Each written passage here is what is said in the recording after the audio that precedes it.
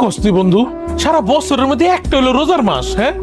এই একটা মাসের মধ্যে রোজা রাখুম না, আর একটা সুস্থ সবল মানুষ যদি রোজা না রাখে তাহলে তো পাপ হয়, তুই জানোস না?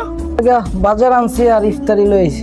কি রে আলী, এত তাড়াতাড়ি ইফতারি নিয়ে এলি?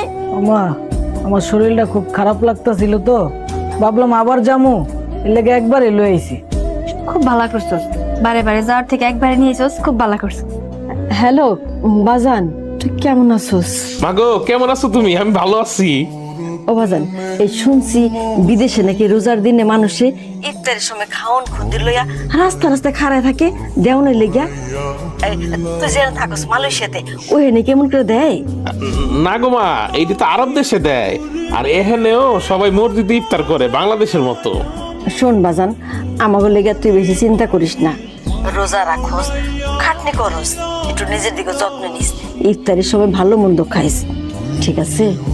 আইসা মা, খামনে, কোনো সমস্যা নাই। তোমরা আজকে কি কি দিয়ে ইফতারি করবা মা?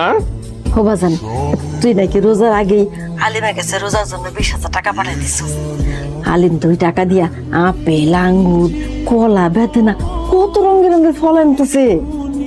মাগো, সারাটা দিন রোজা রাখা মনটা বইরা খাইবা, হ্যাঁ? ঠিক মতো যদি না খাও তাহলে কি শান্তি পাবে শরীরের মধ্যে? কও মা। আর হুনো মা, তোমার তো গ্যাস্ট্রিকের সমস্যা, তুমি ফলমূল দিয়া সবসময় ইফতার করবা, এই ভাজা পোড়া খাইবা না, ঠিক আছে মা? আরে ভাইজান, তুমি টাকা পয়সা চিন্তা করতেছো কে? টাকা পয়সা তো আমার কাছে আছে, আর যা আছে সব তো ব্যাংকে আছে। আমি টাকা সব খেলাম নাকি? আর তুমি আগে দেশে আয়ো, তারপর দোকান দিবা না কি দিবা ওটা তো পরে দেখা যাইব। আর হন, সেবার মোবাইলে নেট দিছস? একটা খেলা খেলতে হইব। এতদিন বইয়ের পৃষ্ঠা উল্টাইছি, এখন পুরা বইটা বন্ধ কইরা সিন্ধু বইতে ঢুকায়া তালা মাইরা দিমু। না না, যৌতুকে টাকা নিয়ে কোনো সমস্যা নাই গা। আসলে আজকে তো 19 রোজা চলতেছে, 25 রোজায় মমিন বাড়িতে আইব।